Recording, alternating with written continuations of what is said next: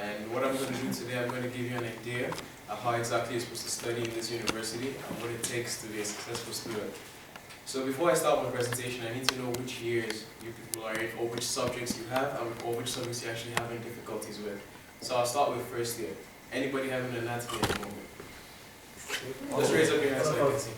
Okay, so anatomy, I'll be honest with you. There are many books that you can use to read anatomy with. So you can obviously use the clinical mode. Everybody knows that. It's a 700, 800 page book. I find it to be unnecessary when you want to pass your exam, because when you're having your self-control test, when you have somebody like Zoli, you meet all of these people eventually. But when you have somebody like Zoli, when you have somebody like Antal, they want the smallest details.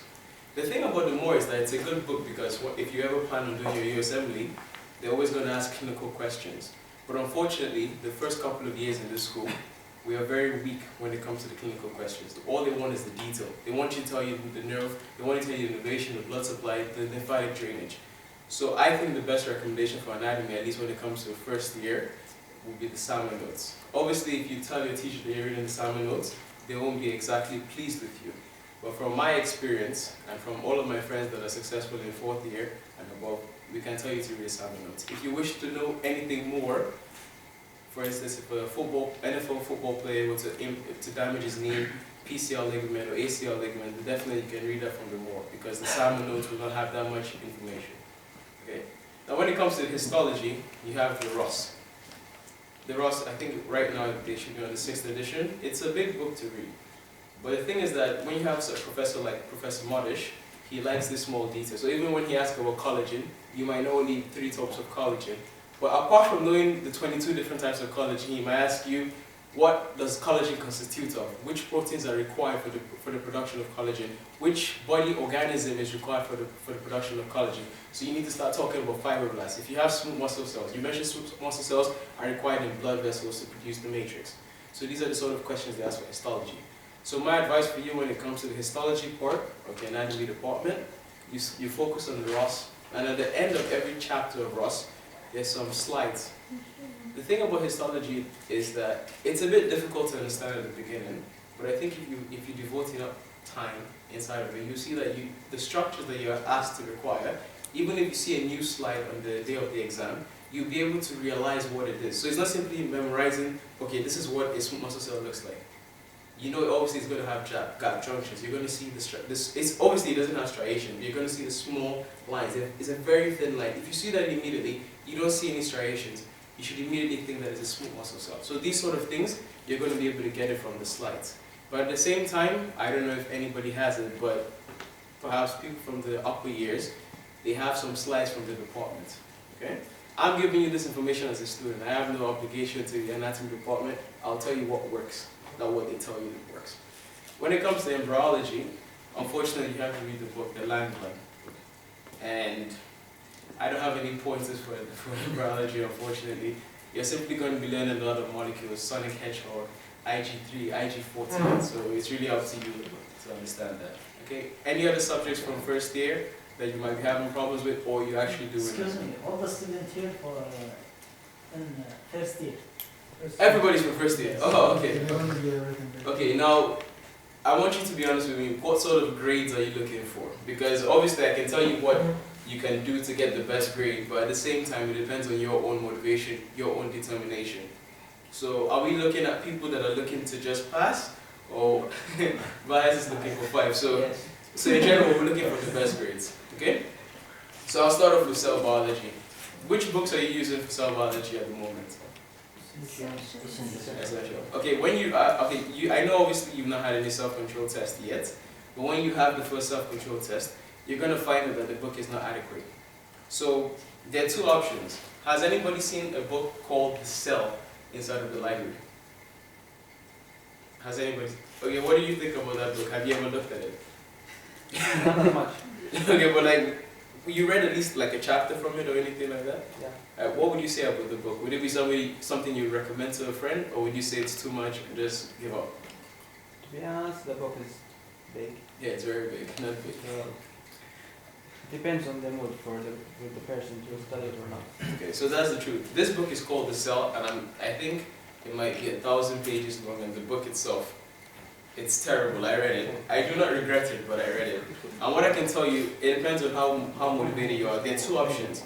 For cell biology, you can either read the essential cell biology and you combine it with the lectures. The lectures are very important because in this school, you can read all of the textbooks that they are, but they want questions that are asked by the department. And the questions that the department asks are those that are in the lectures. So you can read all the books you want, but make sure you emphasize in the lectures. At the same time, since I already said that essential cell biology is not adequate enough, you might use the cell. If you're ever going to use the cell, make sure if you're reading the actin, like the cytoskeleton, make sure you do not read that from the cell. It's about 90 pages, and I find it to be rubbish. I mean, how much can you remember from one topic that spans 90 pages? Okay, molecular biology, I would say that you don't need to read any textbooks for this. The lectures are enough, and it really is up to you whether you want to study or attend the lectures. As far as from my own experience, you can simply read the lecture slides and you can get a 5. The test is not that difficult, but the thing is that this biochemistry department, just like the anatomy department, they ask the smallest details. So you're going to see some cell cycle regulation in molecular biology that they just ask about one small molecule. You need to know this. But I know you might have a little bit of difficulty trying to realize what is the most important thing when you're reading molecular biology. So maybe if you went to a lecture or two, you could see what they emphasize.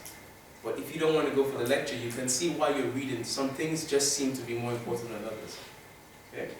Genetics, is anybody planning on postponing genetics this year? Okay, I'll start off with you. Can you tell me why you want to postpone genetics?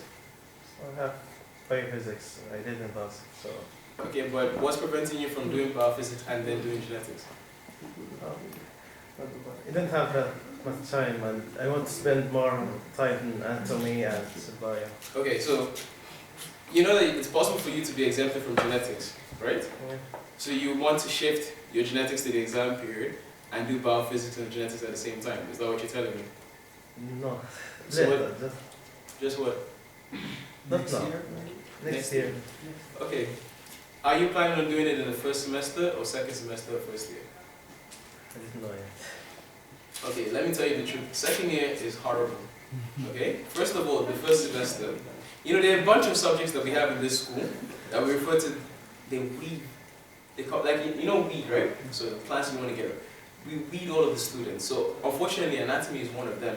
So if you're already planning on shifting genetics to second year, when second year you're going to have subjects that are worse than first year, that's the first mistake you've made in this school.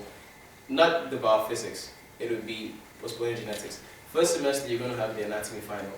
Anatomy final, before the anatomy final, I never exercised. I was gaining weight just like many people in this school. You always say you don't have time. You have time. You spend how many hours on the internet? You spend how many hours watching TV shows? You spend how many hours talking to your family? But spending an hour going to the gym is not difficult. But I didn't. You know, it's just like a lot of my other friends. And the day before the anatomy exam, by the way, the anatomy exam is anatomy from the second year, histology from both years, and embryology from both years. I was stressed. Obviously, I'm human. And I just freaked out. So I just sat down. I said, okay, how am I going to relieve my stress? I had to take money from my bank, right, which is on Bemtier, and I lived close to Bemtier at that time. And I just jogged. And after I finished jogging, I felt so good, so I could actually come back home and study. So from that time, I actually started jogging every 2 days. So that was my way of relieving stress. So my friend, when it comes to genetics, if it is possible, I would prefer you to get the exemption from genetics. If you wish to take biophysics in the exam period, fine. You have 6 to 7 weeks to take your exams. God willing, you get exempted from every other subject. But let's say you still have some anatomies to do. Let's say you have everything in anatomy to do. You can do that in 3 weeks. Anatomy this year is not as bad as next year. Okay? Cell biology, to be frank, you can use a week to study for it and be done with it.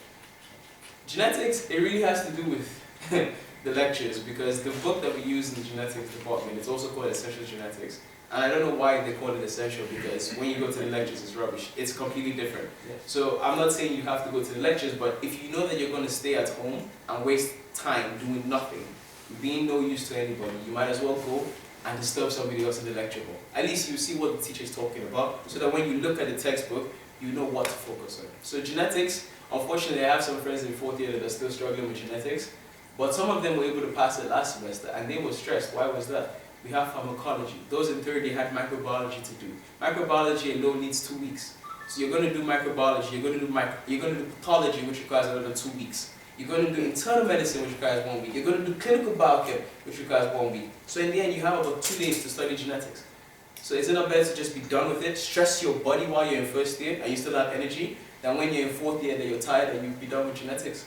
So my friend, please reconsider before you postpone your genetics. Okay. Other subjects in first year. Okay, do you know the system of electives and the credit system in general? No. Okay. You need to have a certain amount of credits before you graduate from this school. So the first course that you know of is Hungarian, which you had last semester, or if you've already done the crash course. So the way it works is that we divide it into compulsory courses, which you have no option to do. If you're in dentistry, if you're in medicine, you have to do it. The required are, as the name implies, they're required, but at the same time, some of them are compulsory and some of them are not. And then we have freely chosen.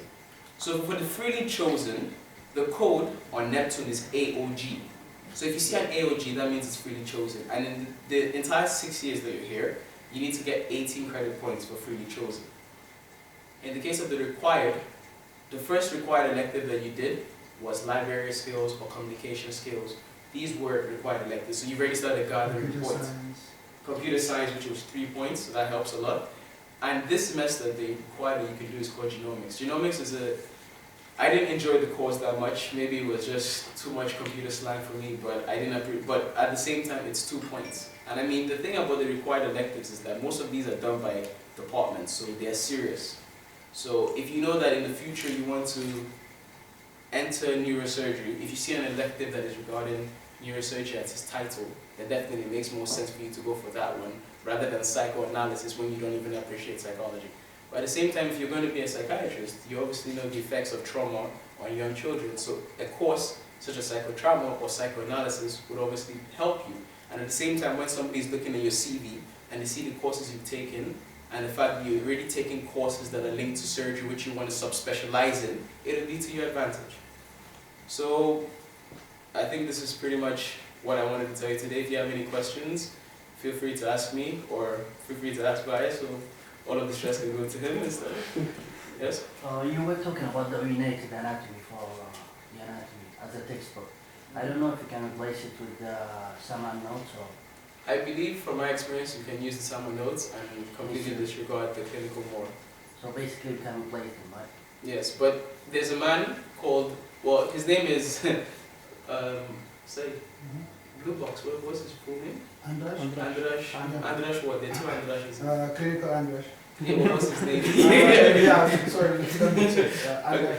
Something like that. Okay, so there's a guy, he's blonde, his name is Clinical Andras or Blue Box. And what he does is that you finish the entire topic, then he asks you something from the clinical oriented anatomy. So this is what I was saying. Our clinical skills in this school are weak in the first couple of years. So if you're done with the salmons and you know you have lower limb, just look at those boxes. That's all you need the more from. Because the more simply tells you, oh yeah, the musculocutaneous nerve passes over the forearm and then it innervates this muscle and that. It's absolutely unnecessary. If you simply look at the cadaver, which you've seen by now, you know the course of the nerve. You don't need a book to tell you that. But some people accumulate more knowledge by reading. I accumulate more knowledge by reading, but my friends can accumulate more knowledge by simply looking at the picture. So it depends on you. So we should emphasize on this book in the last self-control, right? The skull? You mean the skull?